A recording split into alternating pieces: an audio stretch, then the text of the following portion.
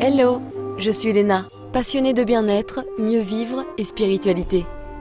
J'ai créé ce podcast pour faire connaître au plus grand nombre des méthodes alternatives pour aller mieux, que ce soit physiquement ou mentalement. Quels que soient vos problèmes, quelles que soient vos croyances, restons ouverts, restons curieux et testons. Bonjour à tous, aujourd'hui nous retrouvons Coralie Béguin, naturopathe spécialisée dans les troubles digestifs, pour parler du syndrome de l'intestin irritable, le S2I de son petit nom. Flatulence à répétition, putréfaction, diarrhée, constipation ou alternance entre les deux, mais également ballonnement alors qu'on a juste bu un petit verre d'eau, ainsi que des douleurs abdominales, des spasmes, brûlures, fatigue, maux de tête, etc. Cette pathologie fait souffrir des millions de personnes rien qu'en France et perturbe beaucoup notre qualité de vie. Dans cet épisode, on parle des symptômes, des critères de Rome afin de diagnostiquer le S2I, des différentes causes et vous verrez, elles sont nombreuses. On aborde également les traitements classiques, les aliments ou manières de s'alimenter qui peuvent aggraver les symptômes. Puis évidemment, Coralie nous donne des conseils pour améliorer sa santé intestinale. En tout cas, un mot d'ordre, déstresser mes petits loulous, le stress aggravant nos symptômes. Cet épisode est divisé en deux, la suite la semaine prochaine. Bonne écoute! Bonjour Coralie, je suis super contente de te retrouver aujourd'hui. Bonjour Léna, j'espère que tu vas bien. Moi aussi, j'étais impatiente de faire ce podcast et cette interview. En tout cas, c'est vraiment un plaisir de te retrouver. Plaisir partagé. Alors cette fois-ci, on va continuer à parler des troubles de nos petits bidous avec toi, mais plus précisément du syndrome de l'intestin irritable que beaucoup d'entre nous, comme moi, connaissons bien. Est-ce que tu peux nous expliquer ce qu'est le syndrome de l'intestin irritable, ce qu'on appelle le S2I? On va rentrer dans les détails bien sûr, mais déjà, qu'est-ce que ça? Alors, déjà, d'un point de vue scientifique, le syndrome de l'intestin irritable, ou ce qu'on appelle aussi colopathie fonctionnelle, en fait, c'est un trouble du fonctionnement de l'intestin avec des douleurs qui peuvent aller de type modéré à très lourde, en fait. Donc, on va avoir des symptômes comme des ballonnements, de l'inconfort digestif ou des douleurs. En fonction, des fois, on peut ressentir de l'inconfort dans le sens où ça va nous gêner, mais on va pas avoir mal, on va vraiment sentir une gêne. Donc, des ballonnements, des flatulences, soit uniquement avec du gaz ou des gaz avec des odeurs très malodorantes, comme on dit des fois, l'odeur un peu d'œuf pourri. Et puis après, on peut avoir des spasmes, des crampes. Et au niveau des selles, on va en parler après, au niveau des différents types de syndrome de l'intestin irritable, mais on peut souffrir soit de constipation, soit de diarrhée ou des deux, c'est-à-dire qu'on alterne entre la constipation et la diarrhée et les Le selles gros lot. Ouais, c'est ça. On n'a pas vraiment de selles vraiment formées ou régulières. Ouais, d'accord, ok. Et donc il y a on va dire, ces nombreux symptômes, mais on parle aussi des critères de Rome. Est-ce que tu peux nous expliquer à quoi ça correspond? Alors en fait, il y a une fondation qui s'appelle la Fondation en fait de Rome, hein, qui est un organisme indépendant on retrouve à peu près 110 experts à peu près dans cette fondation, des chercheurs qui vont s'intéresser vraiment plutôt de façon scientifique en fait au diagnostic de l'intestin irritable. Et pour ça en fait, ils vont se positionner sur des critères spécifiques. Donc là, ça a été mis à jour récemment. Il y avait les critères de Rome numéro 3, en fait, et là maintenant, on passe sur les critères de Rome, numéro 4. Et donc, dans leur échelle, pour être diagnostiqué dans un intestin irritable, on va avoir il faut qu'il y ait des douleurs abdominales au moins une journée par semaine. C'est-à-dire vraiment des douleurs qui sont, alors c'est pas des gènes, c'est vraiment de la douleur. Et sur les 3 derniers mois qui vont être associés soit à une amélioration quand la personne va à la selle, c'est-à-dire que dès qu'elle a mal ou quoi, dès qu'elle va à la selle, ça va être amélioré, ou elle va constater également aussi un changement des selles par rapport à ses symptômes, ou également aussi un changement au niveau de la forme de ses selles, c'est-à-dire ça va être diarrhée, avant c'était constipation, avant c'était des petites crottes, c'était une forme boudin mais toute compactée, donc elle va aussi observer tout ça. Et effectivement, les scientifiques considèrent qu'à partir du moment où ça répond en fait, où la personne rentre dans ces critères, on diagnostique, les médecins et les professionnels de santé, diagnostiquent dans la catégorie de l'intestin irritable, du syndrome de l'intestin irritable ou colopathie fonctionnelle. Donc les critères de Rome, c'est vraiment lié en fait à nos caca. C'est ça, exactement. D'accord, Tout à ok. fait. Tout à fait. Donc C'est c'est vraiment des critères d'un aspect plutôt scientifique, absolument. et ça Mais suit. sur l'observation en fait de la personne et surtout avec effectivement les critères qui vont répondre pour rentrer dans le diagnostic. Est-ce que ça suffit à vraiment juste exprimer le fait que l'on souffre de syndrome de l'intestin irritable ou il faut quand même avoir les autres symptômes, avoir les autres symptômes dont tu as parlé, dont les flatulences, etc. Alors, en naturopathie, on ne fait pas de diagnostic. Donc, on voit effectivement, par exemple, nous, on fait ce qu'on appelle un bilan de vitalité, c'est-à-dire qu'on va poser beaucoup de questions sur les symptômes de la personne. Et effectivement, quand on voit une personne qui a des ballonnements régulièrement, moi déjà, je pose souvent la question, est-ce que ça intervient, c'est une fois par mois, une fois tous les 2, 3 mois, à partir du moment où ça revient vraiment fréquemment, c'est-à-dire la personne, elle est quand même embêtée une fois par semaine, voire 2 fois par semaine, on commence à rentrer dans la chronicité et là effectivement déjà on n'est plus sur quelque chose de normal. Si ça intervient parce qu'on a une fois à Noël on a trop mangé, on a eu des ballonnements, ça arrive à tout le monde, c'est pas grave. Mais si effectivement la personne commence à se plaindre que c'est régulier et on le sent, hein, par exemple des maux de tête ou des choses comme ça, quand ça devient régulier, on commence à noter, on se dit ah tiens ça c'est bizarre, avant j'avais pas ça mais je commence à être plus sensible au niveau du ventre etc. Donc déjà quand c'est chronique, moi souvent ce que je vois dans l'intestin irritable, il y a souvent des ballonnements, de l'inconfort ou de la gêne, des douleurs, des spasmes, et souvent, effectivement, au niveau des selles, soit il n'y a que de la constipation, soit il n'y a que de la diarrhée, soit souvent, quand même, il y a de l'alternance constipation-diarrhée. Mais en tout cas, au niveau des selles, ça ne se passe pas normalement, et il y a souvent un inconfort intestinal qui revient beaucoup avec flatulence et ballonnement, vraiment la sensation du ventre qui est gonflé. Hmm. Les personnes vont te dire, bah, je bois un verre d'eau, je suis déjà ballonnée alors que j'ai juste pris un verre d'eau ce matin, quoi. Et Ouais. ce qui s'est passé. Donc ça, c'est souvent de l'inconfort qu'on va voir dans le syndrome de l'intestin irritable et de la colopathie. Pourquoi on a généralement beaucoup de flatulences? Alors, déjà, on va redéfinir déjà sur la flatulence. C'est tout à fait normal d'avoir des flatulences dans la journée. C'est signe que le corps fonctionne bien. Par contre, c'est plus normal si vous me dites, je suis une vraie usine à gaz, j'arrête pas d'avoir des flatulences.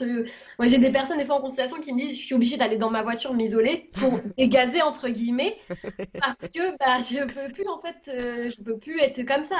Donc, c'est terrible. Alors, c'est vrai que moi, je préfère en rigoler, mais c'est vrai que la personne se dit, mais c'est terrible. Enfin, Non, moi, il y a je une sais que humiliation derrière qui est très forte, hein. Tu as c'est l'impression horrible. d'être dégueulasse en fait. C'est ça, c'est horrible. On se dit on n'est pas comme tout le monde. Ouais. Pourquoi on vit comme ça? On en vient à se dire il faut que je m'isole, à me retenir, mais après du coup j'ai mal au ventre parce que je suis pas bien. Ouais.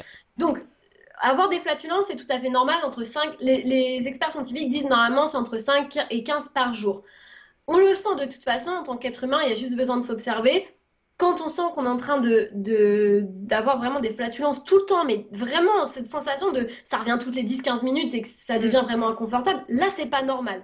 Donc, les flatulences, on devrait en avoir un petit peu, bien évidemment, ça montre que ça fonctionne bien. Et du coup, bah, pourquoi on en a? Bah, on en a parce que souvent, l'alimentation n'est pas digeste. Souvent parce que, alors, l'alimentation n'est pas digeste, il y a des mauvaises combinaisons alimentaires, il y a de la suralimentation aussi, on n'en parle pas assez, mais la suralimentation va aussi venir dilater aussi le système digestif, les vaisseaux, etc. Et donc, eh bien, on peut se retrouver à mal digérer par suralimentation, donc entraîner aussi de la production de gaz. On va avoir aussi les grignotages qui impactent énormément le système digestif. Pour moi, c'est des premières choses qu'il faut regarder s'il y a des problématiques de troubles digestifs, c'est le fameux grignotage. Alors souvent, les gens me disent, oui, non, mais moi, je grignote pas, il n'y a pas de souci. Oui, d'accord, mais est-ce que vous prenez quelque chose à 10 heures? Ah bah bien sûr, c'est un fruit, mais un fruit, c'est pas un grignotage. Ouais. Bah si, en fait, tout type d'aliment mis en dehors des 3 repas, fait, à part la collation qui rentre encore dans un autre cadre, mais tout ce qui est en dehors de nos 3 repas, relance un processus enzymatique de digestion. Si je relance un processus enzymatique de digestion alors que j'ai mangé à 7 heures et qu'à 10 heures je vais mettre un fruit, je stoppe tout d'un coup le premier cycle de digestion. Ouais. Pendant ce temps-là, bah, du coup, le cerveau il est en train d'analyser ce qui se passe. Ok, il est en train de prendre un café avec les collègues, etc. Donc en fait, je stoppe. Je relance depuis tout le début, le temps que les aliments descendent, un nouveau cycle de digestion. Alors vous allez me dire, bah ouais, mais c'est pas grave en fait, parce que le corps le fait. Bah oui, mais en fait, au bout d'un moment, sur ce qu'on appelle le dispatching vital de notre corps, on a 3 catégories en fait au niveau du corps. On a notre vitalité, c'est-à-dire bah, notre énergie de base, comment je suis, est-ce que je suis bien, est-ce que je suis fatiguée. On va voir notre partie immunitaire et la partie digestive. Si je suis tout le temps en train de digérer, bah, ça va venir rogner en fait sur mon dispatching. Bien Donc sûr. l'immunité en baisse, je suis tout le temps crevée, j'ai pas d'énergie, j'arrive pas à faire du sport, bah, parce qu'en fait je suis tout le temps en train de digérer. Et c'est Ouais. un peu la problématique des sportifs, beaucoup dans le fitness, qui font beaucoup de petites collations toutes les 2 3 heures pour maintenir un métabolisme haut, parce qu'ils disent comme ça je crame aussi beaucoup de calories. Sauf qu'en fait, on use énormément le système digestif. C'est comme si on lui demandait d'être toujours en sprint, d'être C'est toujours ça. en train de courir. Et en Le attendant, tu peux pas réparer le reste. Exactement. Si tu es en train de digérer, tu as ton équipe en fait de nettoyage, un peu déboueur, qui va s'assurer qu'il n'y a pas de bout d'aliment qui reste coincé dans le tube digestif. C'est le complexe migrant, le complexe moteur migrant interdigestif qui va faire le nettoyage. Bah, du coup, tu empêches cette onde péristaltique de passer, de nettoyer. Mm. Donc, bah, au bout d'un moment, ça crée de la prolifération. Ça participe également à la création d'un SIBO. On en parle, on va peut-être pas en parler dans ce podcast, que sinon on va terminer à minuit. Mais ça va participer effectivement à tout ce qui est prolifération bactérienne, fatigue, ça peut faire des maux de tête, ça peut être vecteur d'énormément de choses en fait, et des choses des fois qu'on ne soupçonne pas en termes de symptômes. Parce qu'on se dit, c'est pas le grignotage qui me crée des hémorroïdes, c'est pas le grignotage qui me crée des ballonnements. Ben si, souvent C'est le si. début du truc, en fait. Ouais, Tout ouais. à fait. Tout à Et fait. d'ailleurs, quand tu parlais tout à l'heure là d'alimentation et de mauvaise digestion, il me semble que aussi on peut avoir du mal des fois à digérer nos protéines et ça nous fait des flatulences œufs pourris justement, de la C'est ça. putréfaction, c'est ça, hein? Absolument. Alors moi, souvent, il y a aussi la quantité. C'est ce qu'on disait sur la Ouais. suralimentation. En fait, on va nous donner un petit peu des branches dans la science et dans l'éducation alimentaire. On va nous dire, voilà, il faudrait consommer entre 100 et 150 en fonction, voilà, des besoins. Mais en fait, en fonction aussi, chaque être humain a sa propre capacité enzymatique de digestion. Et si je vais au-delà, eh bien, il suffit, imaginons que j'ai dû prendre des antibiotiques il y a 1 ou 2 mois pendant 2, 3 semaines, où j'ai eu un choc émotionnel, où j'ai eu beaucoup de stress, j'ai une fonction intestinale et une fonction enzymatique de digestion qui travaille un petit peu moins, qui est un petit peu moindre. Et si je mange un peu trop de protéines par rapport à ce que je peux digérer, ça va dégénérer en termes de putréfaction et donc je vais avoir des sensations de péter des œufs pourris en fait. Ah, C'est c'est Ouais, vraiment, c'est vraiment désagréable. C'est déjà arrivé à tout le monde, hein. bien sûr. Donc ouais, On c'est le vraiment. reconnaît, le petit filou. Et c'est vrai que c'est vraiment très désagréable. Et donc, C'est on se dit, clair. bah, qu'est-ce qui se passe? Qu'est-ce que je peux faire à ce moment-là? Et c'est vrai qu'on est souvent dans la. C'est juste des fois qu'on dépasse le stade au niveau de nos enzymes de digestion. C'est pas des fois l'aliment qui pose problème, c'est la capacité, c'est-à-dire j'en ai Enzymatique. mangé trop. Ouais, ouais, ouais, ouais. Ça, il faut vraiment comprendre ça parce que souvent, on a tendance dans les réglages alimentaires à supprimer des aliments, etc. Mais des fois, juste en réduisant la dose, ça permet à la personne de digérer et de pouvoir prendre ces aliments-là. Exactement, ouais. Ça, c'est hyper intéressant. Alors, on a parlé un petit peu finalement des causes qui créent ce syndrome, mais quelles sont les autres causes qui vont créer ce syndrome?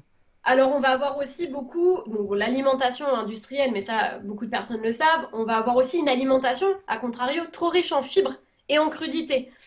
Beaucoup de personnes, et surtout chez les femmes, parce qu'en fait, la colopathie, l'intestin irritable, ça touche 2 tiers des femmes, 1 tiers des hommes. Eh ben voyons, comme toujours, qui c'est qui se fait mal baiser? C'est nous. Pardon. Alors, tu vois, c'est intéressant de se dire pourquoi les femmes sont plus touchées. Les femmes, souvent, elles prennent plus soin de leur alimentation que les hommes. Et je dis pas que les hommes ne font pas attention, c'est juste que les femmes ont plus souvent tendance, tu vois, au restaurant à prendre une salade, à prendre des crudités, Enfin etc. bon, qui c'est qui pique le dessert du copain après? Je vais juste prendre une petite cuillère et tu finis le gâteau de ton mec. Tu finis la moitié, c'est ça, tu dis, ah ben en fait, j'ai tout mangé. Ouais, c'est ça. Mais tu vois, effectivement, on peut se poser cette question de savoir est-ce que les femmes, tu vois, ne prennent pas plus de crudités, plus de jus, etc., que les hommes. Et donc, dans les théories, enfin, dans ce qu'on voit sur Internet, on va te dire, dès que tu as des problématiques de digestion, il faut augmenter les fibres. Ouais. Sauf que sur des intestins qui sont déjà sensibles et irrités de base, quand tu fais augmenter les crudités et les légumes cuits, bah, je peux t'assurer que la personne, ça va pas du tout lui plaire. Elle va dire, mais en fait, c'est pire qu'avant, c'est normal. Bah oui, en fait, le fait d'avoir, pareil, encore une fois, trop plein de fibres, ça va venir aussi irriter le côlon. Donc encore une fois, les fibres ne sont pas à bannir, c'est juste adapté au cas par cas en fonction de notre capacité enzymatique de digestion. Donc peut-être réduire pendant un temps pour pouvoir réaugmenter ensuite. Et il y a aussi la fameuse carence en protéines. Et moi, c'est un peu mon combat parce que je vois tellement de femmes qui sont carences en protéines parce qu'on a une mauvaise presse. Aujourd'hui, il faut arrêter la viande, le poisson, c'est pollué par les métaux lourds, etc. Que beaucoup de femmes se disent, ça sert à rien, je les enlève, hop, et puis c'est bon. Mais en fait, le gros problème, c'est que ce qu'on ne dit pas, c'est que la protéine, ça génère des acides aminés qui sont indispensables pour le fonctionnement du côlon, Mm. et aussi ça génère ce qu'on appelle la L-glutamine, qui va aussi permettre de nourrir aussi nos Oui. entérocytes. C'est ça. Et donc ça, on nous le dit pas, donc on va nous dire, bah oui, bah prenez de la L-glutamine. Bah, mais la L-glutamine, on la trouve naturellement dans les protéines en fait animales. Donc des fois, juste un petit réglage alimentaire permet aussi à la personne d'être soulagée. Et puis après, en dernier point aussi, tu vas avoir aussi le manque de diversification au niveau alimentaire, le fait de manger tout le temps par exemple que des glucides, qui clairement, c'est pas une bonne chose, notamment que des céréales ou que des pâtes le soir, notamment je pense aux étudiants qui font beaucoup pâtes, et Steak sauce haché. tomate, voilà, steak haché ou même vraiment des fois que les pâtes 3 Ouais. minutes et puis le ketchup qui va avec et puis c'est tout quoi. Il n'y a pas y a pas de légumes, il n'y a pas de protéines, donc c'est quand même une fois de temps en temps, c'est pas grave, mais régulièrement, ça va poser problème. Tu rajoutes ça avec de l'insomnie, du stress, t'es pas bien dans ta vie, ça fait un bon petit combo à la fin qui fait que bah, ça commence à faire des troubles. Et souvent, c'est pas une cause. C'est pas parce que je mange pas de protéines que j'ai forcément un intestin irritable. Mais souvent, tu vois, t'as l'alimentation qui va pas, le stress, t'es pas bien dans ta vie, t'es pas bien avec ton conjoint ou ta conjointe, tu dors mal, tu fais pas d'exercice physique, ou au contraire, t'en fais beaucoup trop. Bah, en fait, au bout d'un moment, ton corps il va te dire bah, c'est sympa, mais là, moi, je peux plus gérer en fait. Ouais, ouais, c'est ça, sonnette d'alarme, c'est clair, complètement, hein.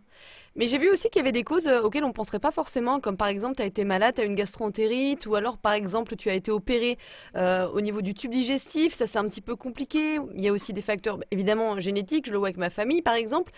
C'est marrant, il y a des choses auxquelles tu ne penserais pas aussi, tu vois. Ouais, alors c'est vrai que tu vois, dans l'intestin irritable, on pense très peu aussi à l'estomac. On pense pas beaucoup, tu vois, à tout ce qui est hypochloridrie notamment, hein, Ouais. qui fait partie aussi des troubles, notamment dans le SIBO. Mais dans l'intestin irritable, dans la colopathie, on va avoir beaucoup de personnes qui ont ce qu'on appelle une hypochloridrie, c'est-à-dire au niveau de l'estomac, pour qu'il fonctionne bien, on doit avoir de l'acide. Non, on doit avoir de l'acide pour digérer. Ouais. Cet acide, si on ne l'a pas, cet acide chlorhydrique, si on ne l'a pas, ben, ça génère en fait de la pullulation bactérienne et le fait aussi que nos bactéries ne fonctionnent pas bien ou nos enzymes digestives ne sont pas déclenchées. Parce que si j'ai pas un acide chlorhydrique qui est assez fort, j'ai une déficience en enzymes pancréatiques. Mhm. Mhm. Et aussi en acide biliaire qui ne nous permet pas d'assimiler les graisses. Donc la sensation, tu sais, de je prends des plats lourds, je les digère pas, ça relance, je peux avoir de la nausée, des maux de tête, des choses comme ça. Donc ça va être aussi un peu des causes aussi qu'on va retrouver dans l'intestin irritable. On va avoir aussi tout ce qui est facteur aussi environnemental, les pesticides et métaux lourds. Si notre famille avait, tu vois, des troubles digestifs, ben en fait au niveau de l'accouchement, par voie vaginale, on va récupérer le même microbiote que la maman. Bah oui, ouais. Et si ta maman, bah, pour X ou Y raison, elle a une maladie de Crohn, ou elle a un intestin irritable, ou tu vois, elle est un petit peu moins peuplée en termes de diversification du microbiote, et du coup, moi, j'hérite de la même flore. Alors attention, c'est pas parce qu'on a, entre guillemets, Mm. une mauvaise flore de base que j'ai forcément un intestin irritable. On peut arriver à remodeler, Changer. changer. Alors, il faut agir assez vite, c'est-à-dire qu'en fait, le microbiote, après, il reste stable à partir de l'âge de 3 ans. Entre 0 et 3 ans, c'est vraiment là où on va faire, enfin, on va avoir nos différentes couches qui vont se mettre en place au niveau du microbiote, d'où le fait que l'allaitement soit Mm. important. Voilà, sur l'allaitement, l'OMS recommande 6 mois. C'est vraiment, on va dire, le 6 mois, ça serait le minimum quasiment pour tout le monde. Après, je comprends, je suis pas là pour me dire est-ce que c'est bien l'allaitement ou autre. Je dis juste que autant que possible mettre en place l'allaitement. En Allemagne, par exemple, il y a énormément de femmes qui allaitent. En France, c'est quand même, il y a beaucoup de femmes qui sont pas à l'aise avec ça parce qu'en fait, on nous explique pas aussi comment allaiter, comment positionner le bébé. Donc, beaucoup de femmes arrêtent au bout de 2 3 jours en disant c'est Ouais. trop compliqué, j'ai des crevasses au niveau des seins, etc. Mais en fait, aujourd'hui, il y a des conseillères en lactation qui sont là, qui peuvent aider aussi les femmes à trouver ça. Je m'égare un peu du sujet, je Non, vais mais c'est intéressant. et donc, effectivement, tu vois, sur le fait de l'accouchement, même sur une maman qui accouche par césarienne, du coup, l'enfant aura plutôt le microbiote, en fait, de l'environnement de l'hôpital. Donc, dans ces cas-là, ça va être important aussi, derrière, d'avoir l'allaitement pour favoriser pardon, le microbiote et aussi que la maman ait une alimentation qui soit digeste. Bien sûr. Et en plus de ça, pour l'enfant, une fois que l'alimentation se met en place, eh bien, qu'il y ait une alimentation qui soit digeste et assimilable et naturelle. Hmm. Ouais, c'est hyper intéressant ce que tu dis, notamment ce que tu disais juste avant, c'est-à-dire par rapport à l'estomac. Moi, je prends par exemple de la bétaïne HCL depuis plus d'un an, ce qui m'a vraiment aidé à bien digérer. Alors, je maîtrise aussi à côté mon stress pour le coup, mais c'est vrai que pour l'instant, je suis bien avec et j'y reste parce que je digère beaucoup mieux, notamment les plats gras, etc. Je prends aussi des plantes pour avant le repas en fait à consommer pour un peu amer, tu sais, pour mieux digérer, avoir plus de bile, etc. Mais c'est vrai que voilà, c'est là où l'intervention d'un spécialiste est intéressante, c'est aussi pour s'arranger et avoir une meilleure digestion, quoi. En fait, ce qui est souvent sous-jacent dans les problématiques intestinales, c'est souvent que l'estomac déjà ne fait pas correctement son C'est travail. ça. Mais comme tu n'en souffres pas, en général, à part si tu as des remontées gastro-œsophagiennes, une gastrite ou des choses comme ça, bah du coup, tu le sais pas. Mm. Tu peux pas savoir en fait que tu as une hypochloridrie parce que tu as mal à l'intestin, tu as des ballonnements. Donc, faut faire le lien, faut observer énormément. Et ça, effectivement, soit un naturopathe va te l'expliquer, ou peut-être un gastro-entérologue, si vraiment, tu vois, il a passé du temps à observer, il va te le dire. il peut te l'expliquer, ou peut-être un nutritionniste ou un diététicien. Mais effectivement, pour une personne, un particulier, entre guillemets, qui se retrouve avec des ballonnements, c'est quasiment impossible, à part de faire énormément de recherches, de Bien sûr. comprendre qu'en fait, ça peut venir de ta mastication, ça peut Ouais. effectivement de ce que tu manges, et derrière, en plus, si tu n'as pas de mastication assez suffisante, tu n'as pas de déclenchement de ce qu'on appelle la ptyaline salivaire qui va aussi participer au déclenchement de l'acide chlorhydrique et de tes enzymes de digestion. Donc tout ça est combiné en fait. Donc avant de partir sur des choses qu'on va donner au niveau de l'intestin, moi j'aime bien remonter et voir ce qui se passe déjà au niveau de la digestion. Et effectivement, eh bien, comme tu dis, l'estomac, le fait aussi de passer des fois 5 minutes à table ou le fait d'être en train de manger en étant debout. Tu sais, Ouais. quand tu Ça, fais je du le fais shopping, jamais, mais oui, je vois, ouais. en fait, tu peux pas au niveau du système nerveux. C'est comme si dans ta voiture, tu appuies sur l'accélérateur et le freinage en même temps. C'est impossible. Exactement. Ouais, ouais, ouais, exactement. Puis t'es même pas déconnecté en plus. Alors qu'il faut se Ouais, concentrer un petit peu, avoir de la gratitude, se concentrer sur ce que tu manges, explorer absolument. avec ses sens, quoi. Donc oui, je suis assez d'accord que Absolument. c'est un Et le rappel cerveau, aussi. le cerveau calcule déjà, quand tu refais ton assiette, le cerveau déjà anticipe déjà ce que tu vas manger. C'est-à-dire que, imaginons, tu fais du riz avec un poisson, ton cerveau, il va se dire, OK, bah, faut que je prépare tel nombre d'enzymes, donc je vais déjà envoyer l'influx nerveux au niveau de l'intestin. Si tu es en train de regarder une série Netflix ou un film d'horreur, alors déjà, je t'explique même pas au niveau de ton influx nerveux ce qui se passe quand tu regardes un film d'horreur et que tu es en train de manger en même temps, mais tu vas très mal digérer. Tu vas très mal digérer, tu vas être Tu vas être en ballonné. stress, donc bien sûr, ouais, Et oui, ouais. Ouais. ton agitation au niveau de ton nerf vague, il va se dire, mais attendez, on est en train de digérer, mais en même temps, on regarde un film d'horreur, ça nous fait peur. Enfin, C'est que, au c'est moins, regarde un truc de bisounours, quoi. Déjà, ça sera un c'est petit peu ça. mieux, à la limite, si tu regardes quelque chose. C'est ça. Ou alors, tu vois, pour les personnes, je peux comprendre qui sont seules et qui mangent seules le midi et qui se disent, bah ouais, mais j'ai pas envie de manger tout seul face à mon assiette, de mettre un petit podcast ou de mettre de la musique, quelque chose comme ça, mais de pas regarder une image, en fait, d'écouter. Hmm. Le fait d'écouter, c'est moins problématique que d'être concentré sur une image. Ouais, je vois ce que tu veux dire, ouais. Alors, hormis l'estomac, est-ce que une faiblesse ou un problème dans d'autres organes du tube digestif, ça peut également être la cause d'une aggravation de S2I? Bien sûr, tu vas avoir aussi la mauvaise production, par exemple, d'acide biliaire. Quand ton foie enfin, ton foie et ta bile notamment ne sécrètent pas assez de bile, qui vont pas te permettre aussi de participer à la désinfection du tube digestif et donc de bien assimiler derrière tout ce qui va être graisse. Donc en plus, tu vas te créer des carences dans tout ce qui est vitamines liposolubles, vitamine A, vitamine D, vitamine E et K. Donc tu vas avoir ce type de problématique et aussi la déficience en enzymes digestifs via le pancréas. Donc on va avoir ces types de problématiques. On va avoir aussi quand ton complexe moteur migrant il est impacté et qui fonctionne plus très bien par le stress, par le fait que tu grignotes toute la journée, par le fait que tu prennes des chewing-gums, des cafés, des choses comme ça, forcément ça impacte aussi la motricité, le péristatisme de ton tube digestif. Alors oui, justement, la motricité, alors comment elle peut aggraver nos symptômes? Alors la motricité, en fait, elle peut aggraver nos symptômes. Déjà, quand déjà tu vas grignoter, notamment, tu vas impacter l'auto-nettoyage de ton tube digestif et donc il va plus faire correctement son travail. Donc si déjà tu as, ta motricité, enfin, entre guillemets, si ton hygiène de vie, elle n'est pas digeste assimilable, malheureusement derrière, tu vois, le fait de ta motricité au niveau de l'intestin, ça va être un petit peu laborieux. Pareil, si par exemple tu es extrêmement sportif, au niveau de ton activité intestinale, il faut savoir que l'intestin est un muscle qui a besoin d'être parfaitement irrigué pour fonctionner. Sauf que si tu as un sportif qui fait, je ne sais pas, allez, 10 heures de sport par semaine, notamment chez les marathoniens, c'est très très observé. Tu vas avoir un afflux au niveau du sang qui va être très concentré au niveau de tes jambes et de tes bras, imaginons, parce que tu fais de la muscu. Bien sûr. En fait, cet afflux de sang n'est pas disponible pour ta muqueuse intestinale. Et on remarque chez les marathoniens spécifiquement, parce qu'ils font des épreuves de long terme, on remarque qu'ils ont beaucoup de troubles digestifs, des troubles au niveau intestinaux, et on appelle aussi les diarrhées d'effort. Hein. Ouais. Quand les marathoniens sont en effort, ils ont des diarrhées, parce qu'en fait l'intestin n'est plus assez irrigué en termes d'apport sanguin. Donc après, il y a différentes techniques pour aider et soulager, mais c'est vrai qu'on va observer ça aussi dans la motricité. Ouais, c'est intéressant ça. Et à Ouais. l'inverse, si tu fais pas assez de sport, du coup, ton côlon devient un petit peu fainéant, ce qu'on appelle. Et donc là, pareil, tu peux avoir des retards au niveau des selles. Donc avoir les selles qui vont stagner, qui vont rester 3, 4, 5 jours dans le côlon et tu n'arrives pas du tout à aller à la selle. Ouais, ouais, ouais. Et puis j'imagine que nos émotions, évidemment, elles jouent un rôle dans la Absolument. motricité aussi. Tout Absolument. est lié, comme d'habitude. C'est ça. L'intestin, tu vois, il va être relié beaucoup à la peur, le fait de contenir ses émotions. Donc une personne qui va être...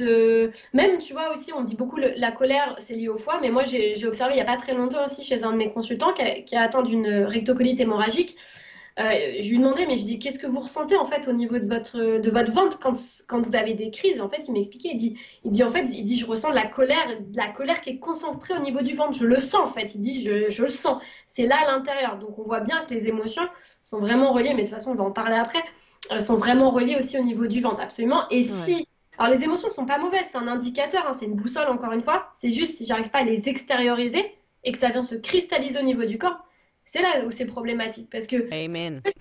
c'est ça. Alors, tu vois, en technique pour soulager, ce qui peut être intéressant, quand il y a une personne vraiment qui a une émotion, mais vraiment, bah, des fois, ça te prend en trip en fait, Ah, mais et déjà, complètement. aller crier, juste prendre un oreiller, crier, décharger, aller taper dans un sac de boxe, aller courir, juste décharger. En fait, on dit aussi beaucoup en naturopathie que le sport, enfin tout ce qui va être le muscle, est le contrepoids du nerf.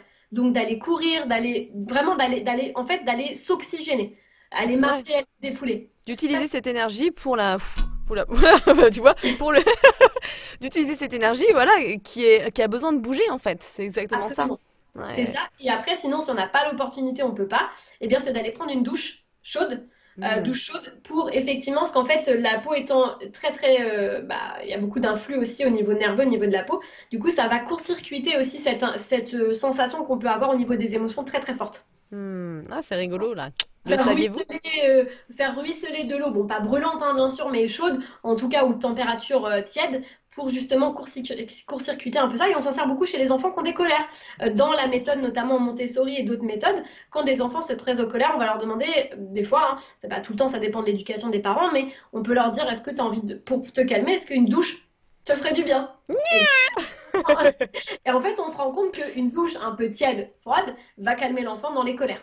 Ok, hyper intéressant. J'adore. Faudra proposer ça en entreprise quand tu vois, t'as un excès de colère. Bon, bah, boss, excusez-moi, mais je vais à la douche là. Allez, souhaitez la mission que vous m'avez Je donnée là, ça me reviens va dans pas deux du tout. minutes. Ou alors tu fais ta réunion sous la douche, tu sais, quand tu sais que tu vas parler à ton boss qui t'énerve.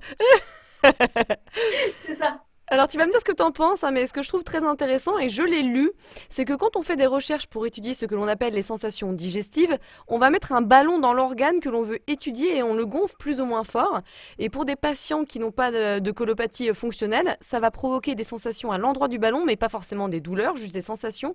Par contre, pour ceux qui souffrent du S2I, les douleurs, elles sont plus propices d'arriver et leur intensité, elle est beaucoup plus forte.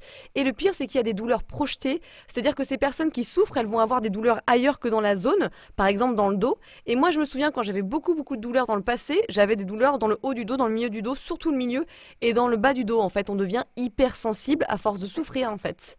Ouais, c'est ça. En fait, et puis il faut savoir que à partir du moment où tu commences à avoir mal régulièrement, en fait, ton cerveau garde en mémoire ce qui se passe. C'est ça. Et le moindre fait, tu vois, d'être devant une assiette où tu te dis, bah, je sais pas trop si ça va passer, tu vas avoir mal. Tu vas avoir mal alors qu'en fait, ça se trouve, t'aurais été mieux, entre guillemets, au niveau du mental, ça serait bien passé. Donc c'est vrai que le corps garde en mémoire et après, tu vas un petit peu bloquer, en fait, tu vas être un petit peu, c'est pas en état inflammatoire, mais tu vas un peu bloquer, tu vas avoir des douleurs effectivement projetées. Et puis après, tu as des répercussions au niveau psycho-émotionnel aussi, parce que bah, le fait de toujours. En fait, ce qui est problématique dans les troubles digestifs, mais dans d'autres pathologies aussi, c'est qu'à un moment, tu te poses tout le temps la question, est-ce que ça va passer? Est-ce que je vais bien digérer? Et en fait, tu peux développer aussi des troubles du comportement alimentaire à cause du fait que tu te questionnes tout le temps. Ouais, Et tu exactement. sais plus ce qu'il faut manger. Une hypervigilance, et t'es perdu, donc t'es stressé, hein. Voilà, c'est ça aussi. Voilà, t'es en stress permanent, et puis tu te dis est-ce que ça va passer, et est-ce que les toilettes sont à côté, etc. Enfin, après, du coup, tu mènes une vie par rapport à ton ventre. C'est plus toi qui mènes ta vie, c'est ton ventre qui décide comment ça va se passer. Ouais, c'est le cercle infernal. Absolument. Ouais, non, non, c'est vraiment pas drôle, hein. Mais voilà, il y a une autre question qui vient là, c'est est-ce que le S2I, ça peut se transformer en cancer ou quelque chose de très grave, ou est-ce que non, finalement, il n'y a pas trop de conséquences difficiles sur la santé? Qu'est-ce que tu en penses de ça? Alors, dans ce que j'avais lu au niveau des études scientifiques, il n'y a pas de corrélation entre l'intestin irritable et le cancer. Moi, je ne vais pas m'avancer sur ça parce que je ne fais pas du tout d'accompagnement de cancer, mais en tout cas, ce que j'avais lu sur les études scientifiques, c'est qu'il n'y avait pas de corrélation. Il y Hmm. avait plus de corrélation, par exemple, avec les maladies inflammatoires, où des fois, ça pouvait engendrer vers du côlon, du cancer, pardon. Hmm. Encore une fois, sur le cancer, je tiens à préciser, on est sur des choses multifactorielles. C'est pas parce que vous avez l'intestin irritable ou qu'il y a de la maladie de Crohn ou autre que derrière, forcément, il y a un cancer. Déjà, en plus, on appelle aussi je pense que toi tu dois connaître aussi, mais le placebo, c'est vous, notamment avec Joe Dispenza, où effectivement de dire ça à une personne, de dire bah, si vous avez telle maladie, vous allez avoir une grosse pathologie, ça implémente dans le cerveau cette idée et des fois c'est pire que mieux. Donc c'est vrai que on se rend compte un petit peu au niveau des études scientifiques, mais tout est modulable. C'est-à-dire que si la personne elle a un intestin irritable ou une colopathie, qu'elle commence à faire attention à elle, Exactement. et à l'inverse, on a des personnes, des fois, qui sont en excellente santé et qui déclenchent un cancer par aussi des fois un stress, un choc émotionnel. On voit beaucoup de personnes, notamment dans les cancers du sein chez les femmes, déclenchés suite à un divorce, suite à des choses comme ça, à des émotions extrêmement fortes qui n'ont pas, encore une fois, été verbalisées, enfin, sorties. Hein. Complètement, non, c'est pour ça, hein, c'est un peu la loterie, mais c'est surtout, il y a beaucoup de facteurs. Mais si on travaille à prendre conscience, à s'éduquer et peut-être à travailler, à avoir moins de peur, à travailler sur ses peurs, donc par exemple, à avoir un peu plus de joie dans notre vie, et etc., être bien accompagné, je pense que ça peut vraiment nous aider. Mais en tout cas, voilà, je voulais un peu rassurer les auditeurs parce que quand tu souffres tellement, et je sais de quoi je parle parce que j'étais hospitalisée par des douleurs, on va dire, digestives, au bout d'un moment, tu te dis, mais c'est pas possible, je dois être pourrie de l'intérieur en fait. Enfin, tu vois, t'as vraiment Ouais, cette image d'inflammation très forte et tu te dis, t'es condamné, quoi. C'est pour ça que je voulais poser la question. non, non. Bah, à mon sens, non, parce que j'ai pas vu. Après, encore une fois, moi, je suis pas spécialisée dans le cancer, mais j'ai pas vu. Et même dans les études scientifiques, il n'y a pas de corrélation aujourd'hui. Il faudrait vraiment pousser, suivre des personnes sur vraiment du long terme pour voir si effectivement il y a un lien. Mais encore une fois, le cancer, c'est vraiment multifactoriel. Il y a tellement de choses qui rentrent en compte. Et donc, voilà, c'est pas parce qu'on a aujourd'hui mal au ventre que derrière, on va avoir un cancer Ouais, dans 10 ans. c'est bien. C'est pas possible de prédire ça. Exactement, voilà, super. On dit d'ailleurs que tout le monde ne souffre pas du même type de S2I. Est-ce que c'est parce que les symptômes sont nombreux, c'est quoi? C'est souvent en fait par rapport aux différences des selles. Tu vas avoir trois types de syndrome du côlon irritable. On va avoir le SCI de type C, où tu as une constipation dominante. Tu vas avoir le SCI de type D, où tu as plutôt une diarrhée. Et le SCI de type M, où du coup, pour le coup, Hmm. tu as l'alternance entre la constipation et la diarrhée. C'est vrai que, alors moi après, c'est peut-être parce que j'ai eu beaucoup de personnes qui avaient plutôt l'alternance entre les deux. En général, et j'ai eu beaucoup de personnes qui alternaient entre soit de la constipation, soit de la diarrhée. Du coup, il n'y a pas de sel moulé. Mais effectivement, on peut avoir les trois. Enfin, on peut avoir les trois. On peut avoir différents types de SCI. Absolument. Hmm, intéressant. Et alors pourquoi le stress provoque ou aggrave-t-il le S2I? D'ailleurs que je suis sûre qu'il y a un type de profil d'individus qui ont plus de chances de souffrir du S2I, c'est-à-dire des gens qui étaient un peu comme moi, perfectionnistes, dans le contrôle, avec une faible estime d'eux-mêmes, tu sais, les anxieux, les gens sous pression, quoi.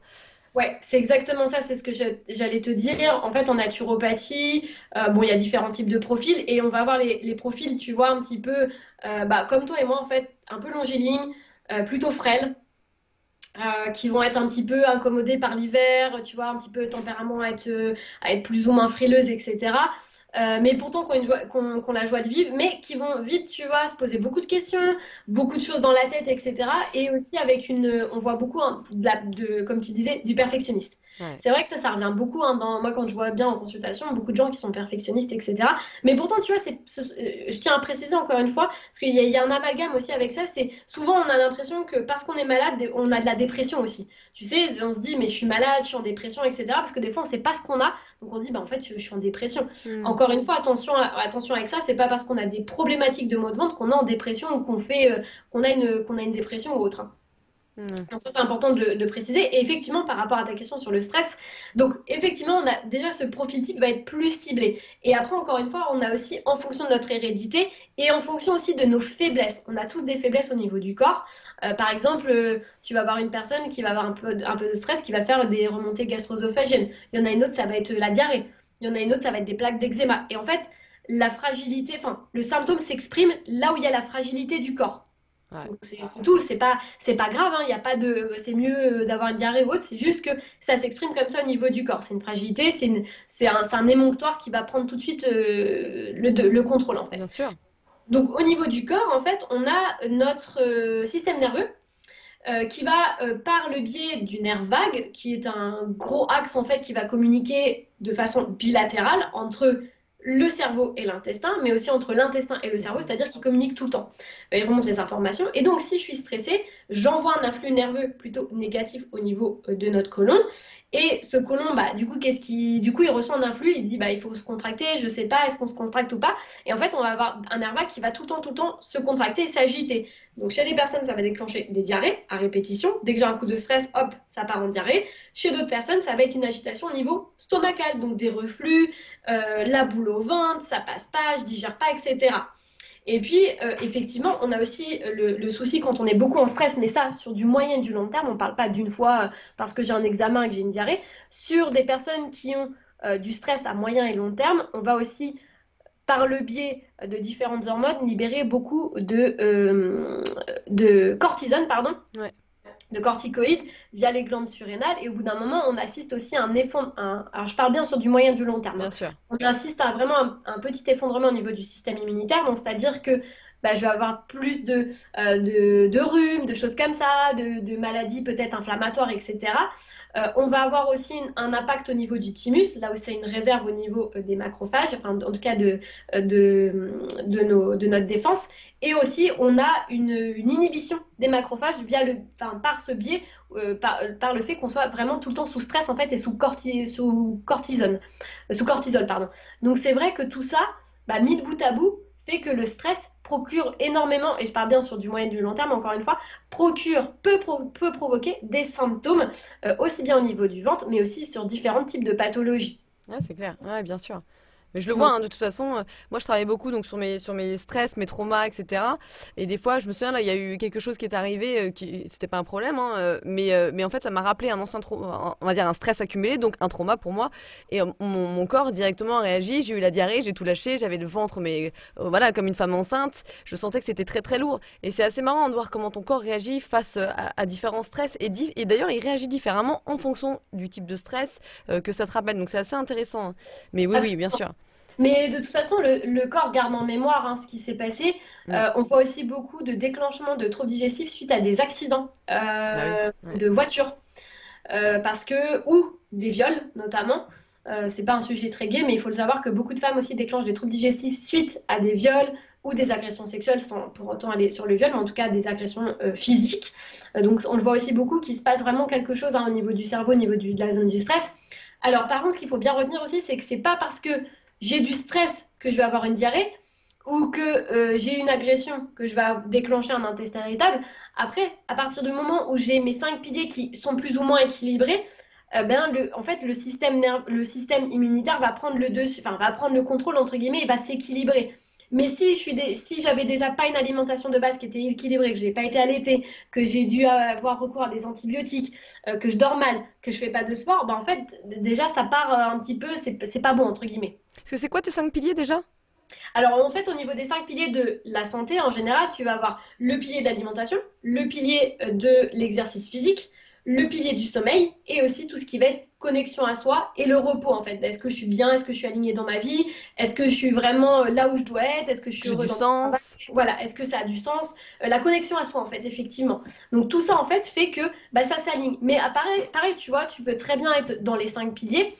Tu peux très bien être dans la déconnexion de soi, je suis dans un boulot qui ne me plaît pas, déclencher des troubles digestifs. Ou à l'inverse, faire trop de sport ou pas assez et déclencher des troubles digestifs. C'est Ouais, toujours en fait l'équilibre qui doit dominer. exactement. Toujours. Et puis c'est toujours un Donc, message aussi, hein, que quelque chose ne va pas et que ça peut être mieux par peut-être pas que physiquement, hein, mais par exemple à ton activité physique ou à ton sens dans la vie ou à ton mariage, etc. C'est assez intéressant, hein. C'est pas en facile, fait, mais c'est intéressant. tant que tu veux pas comprendre, Il va tu t'envoyer vas, des messages. tu vas te reprendre des messages. Et je dis pas que c'est grave, je dis pas que c'est sympa, hein, parce que Ouais, franchement, quand tu te reprends le message 3, 4 fois et que t'as toujours, enfin entre guillemets, t'as pas compris, tu te dis mais attends, mais et en fait ton corps, encore une fois, la maladie, le mal a dit.